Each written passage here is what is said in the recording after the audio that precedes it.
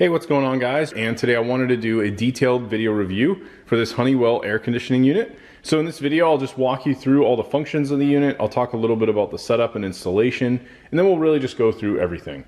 So first, starting with installation, this is pretty straightforward. When you take it out of the packaging, you have a long tube that actually connects back on the backside of the air conditioner. So this essentially fits into plastic divots that go along this tubing here, and then you just slide this clockwise and you're basically able to lock it in place. On the back here, you do have a drain hose that can be used as needed, say if you're using like the humidity functions, and then you also have an additional drain here that would technically be needed over time with the AC. All of your filters can be removed here, so this simply just pops off and then you can clean this in like a sink. Beyond that, in the window itself, you have a wide opening here where the air is able to flow, and then you have a long piece that you just stick in the window. I'm actually here in our large finished garage, so something we usually do is we'll set this up if we have like parties and things like that, so you can see how big this space is. It's absolutely massive, and we recently had like a huge gaming party here, a big like tournament event, and we were able to use this to cool the entire space, and it did a beautiful job of that. Given that it's 11,000 BTU, I'm very, very impressed with its power. Another thing to keep note of is you do have this second piece here that you could utilize as needed. As you can see with this window, there's a small gap here, so I could either cut this to size or make adjustments as needed with that. You can also set it up vertically, so if you had a different style window, you could have this piece going up and down as opposed to horizontally.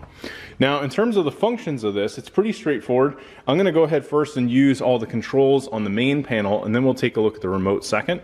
We hit the power here, and this will actually tell you the current temperature that it's set to.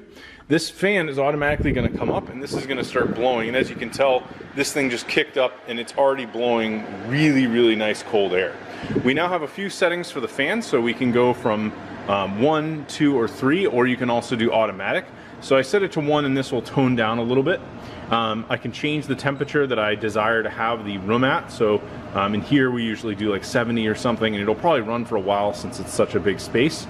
We can switch between the different modes, so you either have this automatic, this is basically the AC, this cold icon here, and then you have a dehumidify function as well as just a standard fan, so it's just going to blow air.